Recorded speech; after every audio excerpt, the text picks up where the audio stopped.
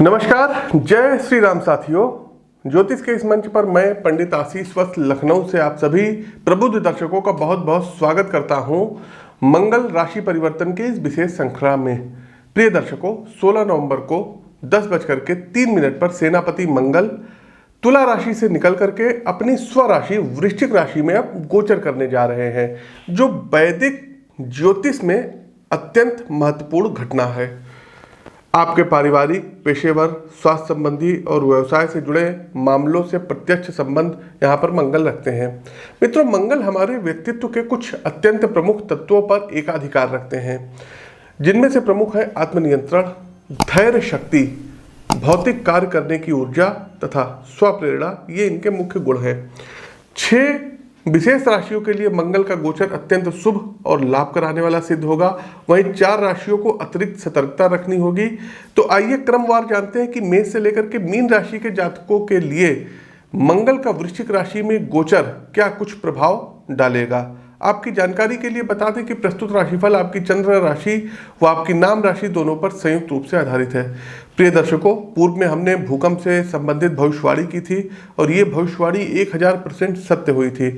और दिसंबर तक का समय नेपाल, भारत, अफगानिस्तान, ईरान, इन सब के लिए बड़ा टफ रहने वाला है। भूकंप संबंधी तमाम घटनाएं देखने को मिलेंगी। आप उस भविष्यवाणी का अंश सुन लीजिएगा जो मैंने 27 सितंबर को की थी। साथियों, नेपाल, भारत, अफगानिस्तान हो गया और पाकिस्तान हो गया, ईरान हो गया, यहाँ पर कुछ भूकंप इत्यादि जो है काफ़ी बड़े पैमाने पे भूकंप आ सकते हैं। तो जब तक मंगल अस्त है जनवरी तक का विशेष ध्यान रखिएगा। भूकंप से कुछ क्षति होती हुई दिखाई दे रही है। तो प्रिय दर्शकों, खतरा अभी टला नहीं है, अभी सतर्क रहने की जरूरत है। चलिए आगे बढ़ते हैं। यदि आपको भी अपनी जन्म कुंडली का विश्लेषण करवाना है तो स्क्रीन के दिए गए नंबरों पर आप लोग व्हाट्सएप पर मैसेज भेज सकते हैं, संपर्क कर सकते हैं, लखनऊ में मिल सकते हैं। इसके अलावा प्रत्येक माह दिल्ली आगमन होता है तो वहाँ पर भी आप हमसे मिल सकते हैं। दूसरी राशि आती है वृषभ राशि। आप लोग लाइक करते चलिए, शेयर करते चलिए, कमेंट बॉक्स में जय श्री राम का उद्घोष कीजिए। वृषभ राशि के बंधुओं, मंगल का गोचर आपके सप्तम भाव में होने जा रहा है। यदि आप अभिभावक हैं तो अपनी संतान की ग्रोथ को लेकर आप उद्विग्न रह सकते हैं।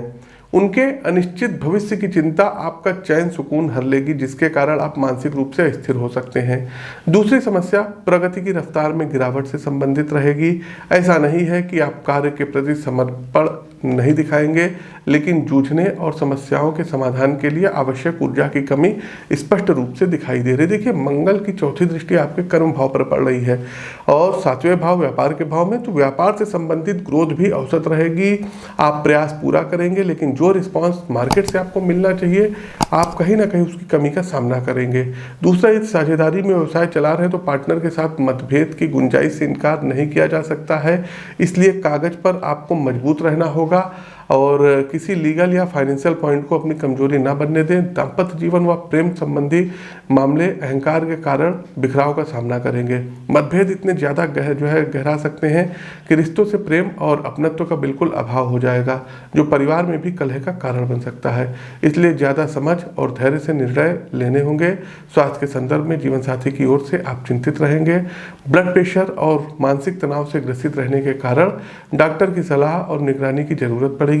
समय रहते कुंडली का विश्लेषण करा लेने से अधिकांश समस्याओं से बचा जा सकता है। तो प्रिय दर्शकों, ये तो था मंगल का वृश्चिक राशि में गोचर का सभी मेष से लेकर के मीन राशि सभी 12 राशियों पर क्या प्रभाव पड़ेगा। अब आते हैं अंतिम पड़ाव उपाय पर। उपाय क्या करना है? पहला काम आपको करना होगा कि प्रत्येक दिन 3 पाठ हनुमान चालीसा का आपको करना ही करना होगा। दूसरा एक काम ये करिएगा, शनिवार वाले दिन एक आपको राम दरबार के सामने तिल के तेल का या देसी घी का दीपक जला करके सुंदरकांड का पाठ करिए। तीसरा एक काम ये करिएगा साथियों कि 7 मंगलवार 1.25 किलो लाल मसूर की दाल ये धर्म स्थान पर डोनेट दीजिएगा। इसके अलावा साथियों, यदि कहीं आसपास कोई धर्म स्थान पर किसी मंदिर का निर्माण हो रहा है या किसी भी धर्म संप्रदाय से संबंधित धार्मिक स्थल का निर्माण हो रहा है, तो वहाँ आप यदि कुछ ईंट का डोनेट कर सकते हैं, दान कर सकते हैं तो बेस्ट रहेगा। इसके अलावा साथियों, आपको करना क्या रहेगा, मंगलवार वाले दिन रोटी में गुड़ मिला करके ये आपको गाय को खिलाना होगा। साथ ही साथ प्रत्येक दिन लाल चंदन का तिलक मस्तक पर लगाइएगा। प्रातःकाल जल्दी उठ करके अपने माता और पिता के चरण स्पर्श करिए। तो ये कुछ उपाय हैं जिनको करके मंगल को और अनुकूल बना सकते हैं। प्रिय साथियों, आप अपनी पत्रिका का विश्लेषण करा कर भी और अच्छे उपाय जान सकते हैं। अपनी वाणी को विराम देते हुए ज्योतिष के इस मंच से मैं पंडित आशीष वत्स आप सभी प्रबुद्ध साथियों से विदा लेता हूँ। नमस्कार, जय श्री राम।